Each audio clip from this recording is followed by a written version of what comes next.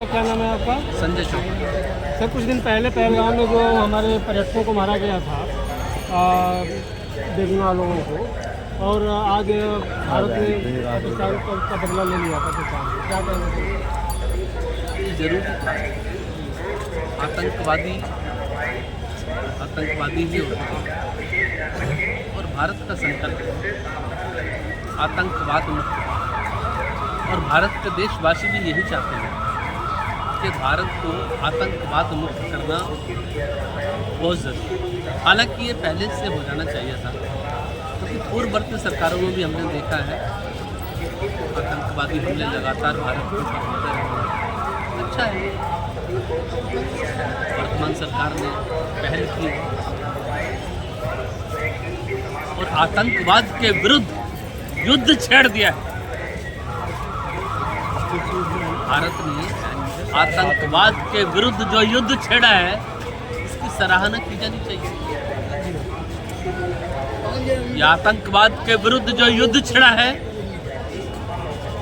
ये महामहिम राष्ट्रपति जी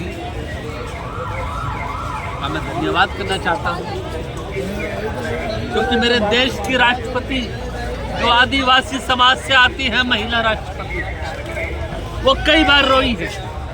उनकी आंखों में मैंने आंसू, वो पूरे प्रशासन को, पूरी सरकार को सामने बिठाकर रोती है। देश की कानून व्यवस्था और देश के संविधान की व्यवस्था मेरे मुंह से ना निकली इस बार। चलनी चाहिए। आज न्यूज़पेपर ये राष्ट्रपति, ओनली एंड ये हमारी मीडिया वाला में हीरो, ये हमारी महामहिम राष्ट्रपति जी का कहना है कि देश की जेलों के अंदर बहुत सारे ऐसे मासूम लोग बंद हैं जो निरपराध हैं, जो कानून की जानकारी के अभाव में पुलिस वाले मुकदमे तो लगाते लेकिन वो छूट जाते। और ऐसे भी उदाहरण हमारे सामने हैं कि 25 से 30 साल तक एक व्यक्ति को जेल के अंदर रखा गया कानून के मुताबिक, संविधान के मुताबिक, लेकिन जज साहब ने खड़े होकर कुर्सी से कहा, मैं आपसे माफी मांगता हूँ, आपका कोई अपराध नहीं, आप निरपराध हो, लेकिन आपको 25 साल 30 साल तक देश की जेलों में सवार कर। इसलिए तो रोती है राष्ट्रपति। जब उनकी आंखों से आंसू निकलते हैं तो हमारे जैसे भारत के नागरिक सोचने पे मजबूर हो जाते हैं कि हाँ, पहलगाम के ऊपर जो हमला हुआ, जो 27 निरपराध भारतीय नागरिक मारे गए, कम से कम कोई तो है इस देश के नागरिकों की सुध लेने वाला, कोई व्यक्ति तो इस देश के अंदर बैठा है। महामहिम राष्ट्रपति जी से बर्दाश्त नहीं। महामहिम राष्ट्रपति जी ने आनंद फानन में तीनों सेनाओं को बुलाया और आदेश दिया कि जाइए, आतंकवाद का मुकाबला, आतंकवाद को मिटा कर लेके आना है। ये भारत का युद्ध पाकिस्तान के विरुद्ध नहीं, भारत का युद्ध आतंकवाद के विरुद्ध।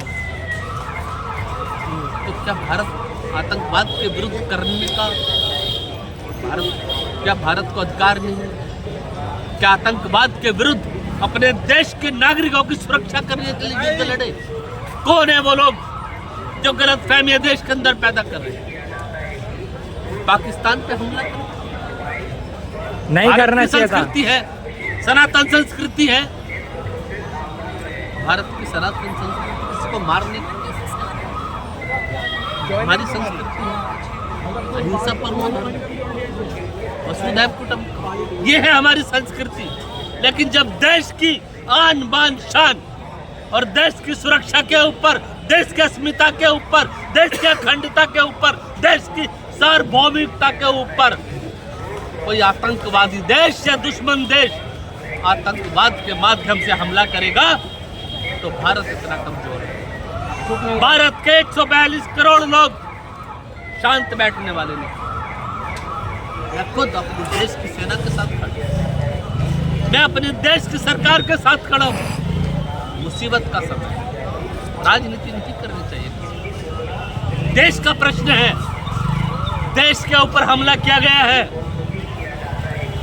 अगर दुश्मन देश के आतंकवादी भारत के ऊपर हमला करेंगे तो वह आतंकवादी देश इस बात को ना भूले कि तुम्हें घर में घुस के ही मटिया मेट किया। जिनकी औकात नहीं है खाने कमाने की, लोन पे लेकर अपने देश को पाल रहे हो और भारत को धमकी दे रहे हो। मिट्टी में मिला देंगे तुम्हें, जमीन में गाड़ देंगे तुम्हें। भारत के ऊपर बुरी नजर रखने वाले सारे दुश्मन देश अगर आतंकवाद के माध्यम से आतंकवादियों को घुसा के हमारे देश के ऊपर हमला करने की नापाक कोशिश करोगे तो जमीन में गाड़ दिया। और इसीलिए भारत ने बहुत छूट दी।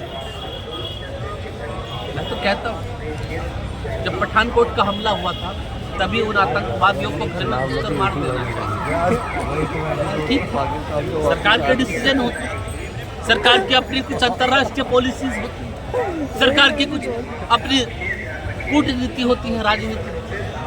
लेकिन दुख पठानकोट का हमला अगर भारत सरकार ने इन आतंकवादियों से ले लिया होता तो पुलवामा का हमला चूक हुई। अगर पुलवामा के आतंकवादी हमले का बदला आतंकवादियों से और आतंकवादियों को पनाह देने वाले देशों से ले लिया होता तो पूरी का ये पहलगाम नहीं है। सरकार बोलिएगा सर, सुरक्षा में चूक हुई तो चूक तो प्रधानमंत्री की सुरक्षा में चूक हुई तो चूक तो प्रधानमंत्री की सुरक्षा में भी हो सकती है, चूक तो गृह मंत्री की सुरक्षा में भी हो सकती है। क्या हम भी ये कह दें चूक हो गई सुरक्षा में चूक? क्या सिर्फ सुरक्षा में चूक हो गई? 4 शब्द कह देने से सरकार अपनी जिम्मेदारी से पल्ला झाड़ने को तैयार नहीं? बिल्कुल नहीं। सरकार को अपनी जिम्मेदारी लेनी, सरकार को बताना चाहिए कि देश की राजधानी है मेट्रो, देश की राजधानी है दिल्ली, दिल्ली के अंदर चलती है मेट्रो। जिस मेट्रो के अंदर CISF वो सुरक्षा देती है, जिस मेट्रो के अंदर एक व्यक्ति बिना चेकिंग के घुस नहीं सकता, लेकिन देश की सीमा के अंदर आतंकवादी आराम से घुस के मार के चले जाते हैं। धर्म पूछ के पैंट उतार के मार के, हिंदू है या मुसलमान है पूछ के। सरकार को सोचना होगा, सरकार को सोचना होगा और भारतवासियों को सोचना होगा कि देश की राजनीति किस दिशा में जा रही है। धर्म की राजनीति इस देश में हावी है, इसलिए आतंकवादियों को मौका मिला कि देश के अंदर धर्म के नाम पर फूट डालकर भारत का विखंडन किया। भारत इतना कमजोर है, भारत के 142 करोड़ लोग इतने कमजोर नहीं है, इतने कमजोर नहीं है।